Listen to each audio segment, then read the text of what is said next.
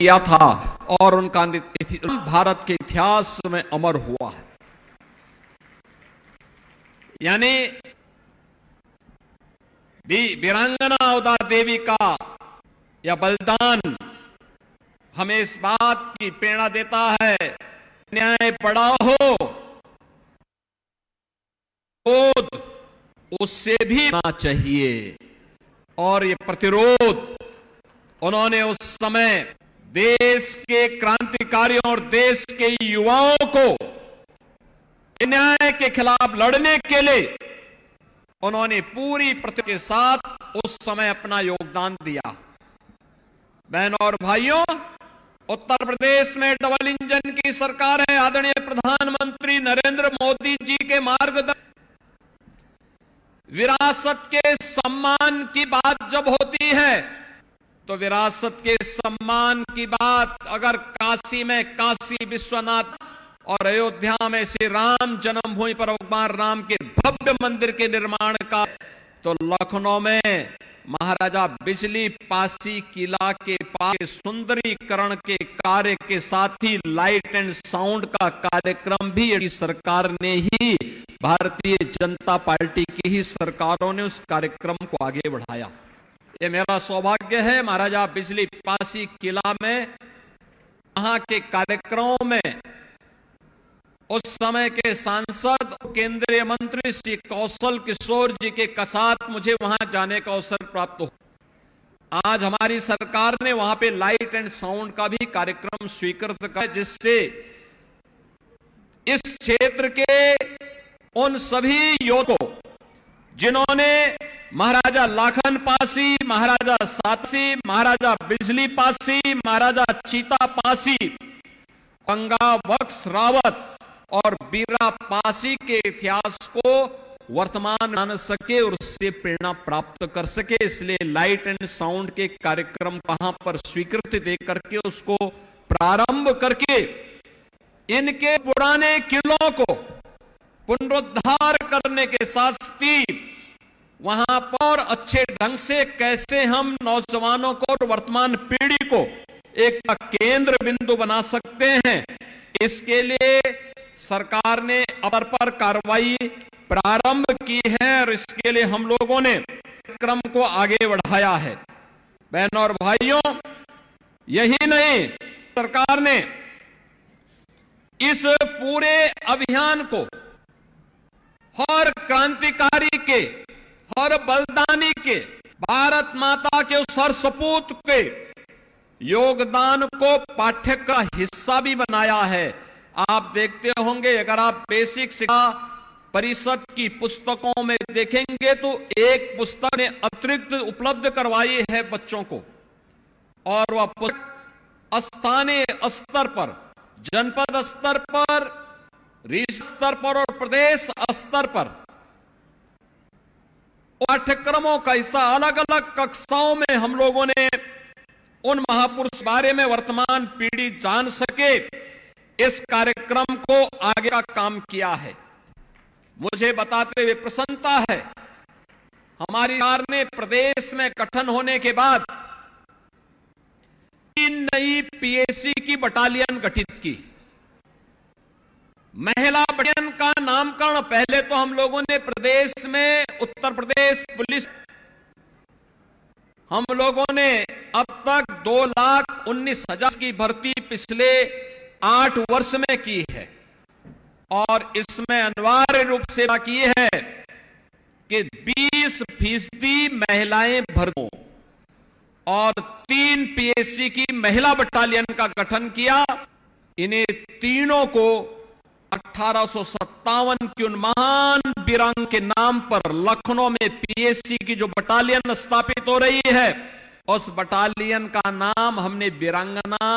उदा देवी के नाम ही रखा है। और वहां पर हमारी सरकार उनके आदमकद प्रतिमा की स्थापना का कर रही है। गोरखपुर में जो महलन गठित हो रही है,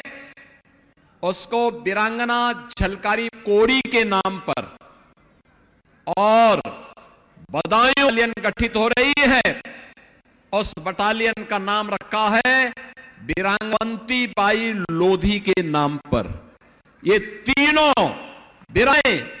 जिन्होंने देश की आजादी की लड़ाई में नारी शक्ति के पराक्रम को, शौर्य को फिरंग सामने प्रस्तुत करके उन्हें धूल चटाने का काम किया था। यह कार्य इस दिशा में सरकार ने आगे बढ़ाया है। इसके देश सरकार ने, क्योंकि ये समाज, लेकिन क्रांति की हुंकार भरने के नाते उन्हें समाज की मुख्य धारा से काटने के लिए विदेश हुकूमत ने उन्हें अलग थलग करके रख दिया था। क्या था? समाज की मुख्य धारा से कटा हुआ कोई भी जाति है, और यही स्थिति पासी समाज के साथ, हमारे अनुसूचित के साथ हुआ। आज डबल इंजन की सरकार इस दिशा में कार्य, लखनऊ में हमारी सरकार के द्वारा अब डॉक्टर भीमराव अंबेडकर जी का एक स्मारक और सांस केंद्र के निर्माण का कार्य युद्ध स्तर पर चल रहा है, जिसमें अनुसूचित से जुड़े हुए छात्रों को शोध करने के साथ साथ उच्च से हम लोग वहां पर स्कॉलरशिप की व्यवस्था भी करने थे। 62 जनपदों में 109 सर्वोदय विद्यालय की स्थापना का कि हमारा या तो संपन्न हो चुका है या उन कार्यों को मजबूती के साथ आगे बढ़ाए हैं, जहां पे आश्रम पद्धति विद्यालय से छात्र छात्राओं को रहने, उनकी सारी व्यवस्था वहां पे सरकार के स्तर पर प्रारंभ की गई है। इसके साथ ही 18 जनपदों में 18 अटल आवासीय विद्यालय, ये पूर्व प्रधानमंत्री अटल बिहारी वाजपेयी जी की स्मृति को जीवंत बनाए रखने के लिए, क्योंकि यह वर्ष अटल जी की जन्म शताब्दी वर्ष भी है, और अटल स्मृतियों को जीवंत बनाए रखने के लिए 18 कमिश्नरी पे 18 अटल आवासीय विद्यालयों का निर्माण किया गया है, और आवासीय विद्यालय के माध्यम से श्रमिकों को या कोविड कालखंड में जो बच्चे निराश्रित हो गए, उन बच्चों को ला करके वहां पे उनके रहने, खाने और अदा की पूरी व्यवस्था वहां पर उन बच्चों की गई है। और यह कार्य यहां प्रदेश सरकार ने अनुसूचित जाति छात्रावास में पूर्व छात्र के 32,49,008 छात्रों को स्कॉलरशिप वर्तमान में हम दे रहे हैं, और दसमोत्तर में लगभग 90 लाख छात्र छात्राओं को 9,600 करोड़ की धनराशि हम लोग इस देश से स्कॉलरशिप करवा रहे हैं। अनुसूचित जाति अभ्युदय के अंतर्गत हर जनपद में प्रतियोगी के लिए फिजिकली भी और वर्चुअली भी कोचिंग की सुविधा सरकार उपलब्ध करवाने का कार्य कर रही है। इसके साथ ही प्रदेश सरकार ने अनुसूचित जाति के सम्मान,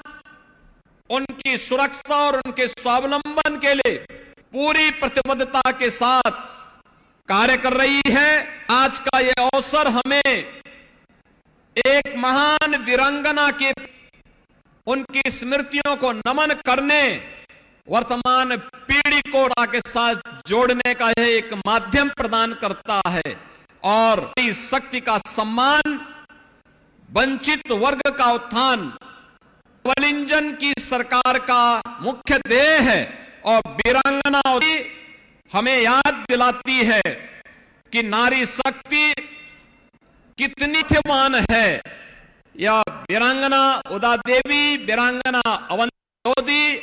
और वीरांगना झलकारी बाई कोरी, इनका बलिदान इस बात की प्रेरणा हम सबको प्रदान करती। आज के इस अवसर पर मैं एक बार फिर से विरजा देवी की स्मृतियों को नमन करते हुए आप सभी बात के लिए आश्वस्त करता हूं कि डबल इंजन की सरकार भारत माता के उन सभी सपूतों को जिन्होंने भारत की के लिए और स्वाधीन भारत में देश की रक्षा के लिए अपने आप किया है, उनके सम्मान और उनकी वर्तमान पीढ़ी सम्मान के लिए पूरी प्रतिबद्धता के साथ कार्य करेगी। इस विश्वास के साथ मैं को धन्यवाद देते हुए समारोह के मुख्य अतिथि जी का हृदय स्वागत करते हुए आप सबके प्रति मैं अपनी शुभकामनाएं देता हूं। धन्यवाद। जय। बहुत बहुत धन्यवाद माननीय मुख्यमंत्री।